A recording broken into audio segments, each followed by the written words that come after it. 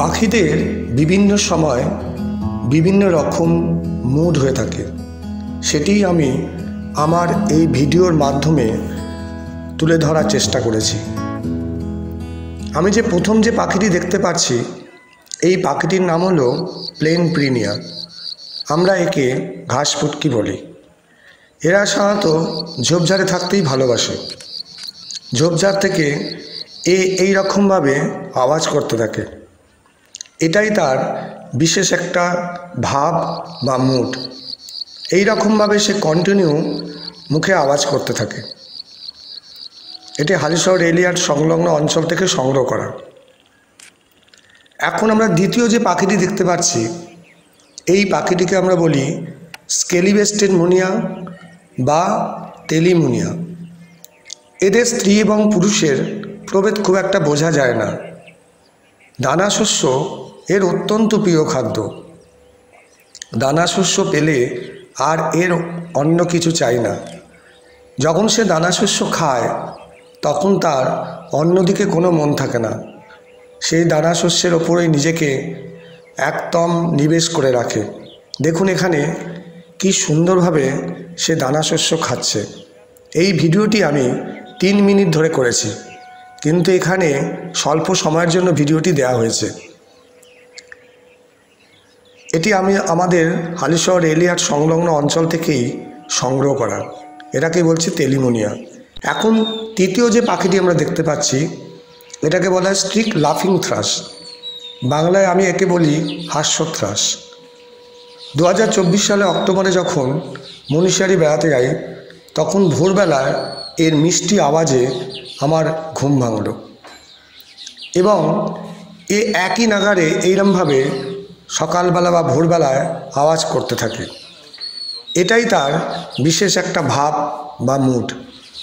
এটাকেই বলছি আমরা স্ট্রিক লাফিং থ্রাশ। বাংলায় আমি একে বলি হাস্যথ্রাশ। এটি আমি মুনিশিয়ারি থেকে সংগ্রহ করেছিলাম। দেখুন কীভাবে ও মুখে আওয়াজ করে চলেছে। সুন্দর একটি আওয়াজ, যে আওয়াজে সকালবেলায় ঘুম ভেঙে যাবে।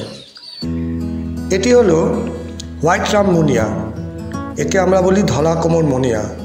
এদের একটি বিশেষ অন্তরঙ্গ মুহূর্ত আমি আমার এই ভিডিওর মাধ্যমে তুলে ধরেছি।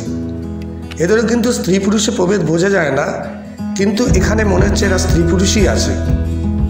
এটাকে বলছি হোয়াইট রাম মুনিয়া। এদের বিশেষ একটি অন্তরঙ্গ মুহূর্তে এই ভিডিওটি আমি করি। এটা হচ্ছে হিমালয়ান মোনাল। অসাধারণ সুন্দর দেখতে হয় এই পাখিটিকে, অসাধারণ সুন্দর। আমরা যখন 2023 সালের জুন মাসে মধমহাশয় থেকে বুড়া মধমহাশয়ে চলেছি, তখন এই বুগিয়ালের মধ্যে এই পাখিটি দেখা পেলাম। সকালবেলায় এ বেরোয় খাদ্যের অনুসন্ধানে। বুগিয়ালের চারদিকে ফুলে ভরা, তার মধ্যে এই কালারফুল একটি পাখি অসাধারণ সুন্দর। এটি উত্তরাখণ্ডের জাতীয় পাখি।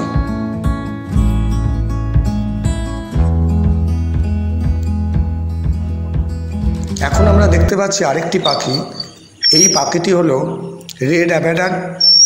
রেড অ্যাভাডাডের এটা হচ্ছে ফিমেল। ফিমেল অতটা সুন্দর হয় না আর মুখে মিষ্টি আওয়াজ করে। এদের স্ত্রী এবং পুরুষের অনেকটাই প্রভেদ আছে। এটা স্ত্রী পাখি। এখন আমরা পুরুষ এবং স্ত্রী দুটোকেই দেখতে পাচ্ছি।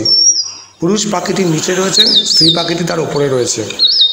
দানা শস্য এদের কাছে অত্যন্ত প্রিয় খাদ্য।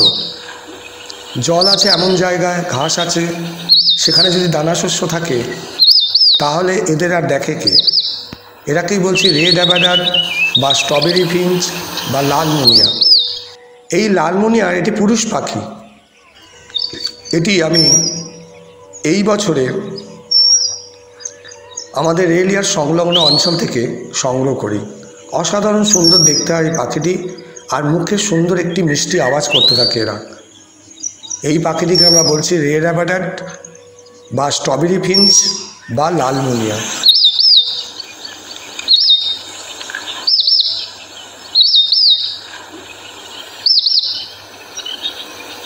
অসাধারণ সুন্দর দেখতে পাখি। এখন আমরা দেখতে পাচ্ছি বাঁশপাতি বা গ্রিন বি ইটার। হালিশহর রেলইয়ার্ড সংলগ্ন অঞ্চলে বিকেলবেলায় দেখেছি এরা বালির মধ্যে নিজের গাটাকে ঝেড়ে নেয়। আমি এটাকে বলি স্যান্ড বাথ।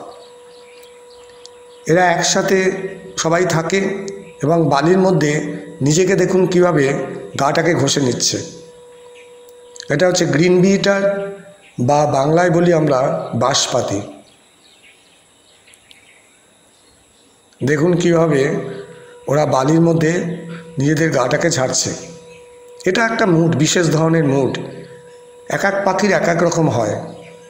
এটাকে বলছি জিটিং সিস্টিকোলা, বাংলা একে বলি আমরা ফুটকি।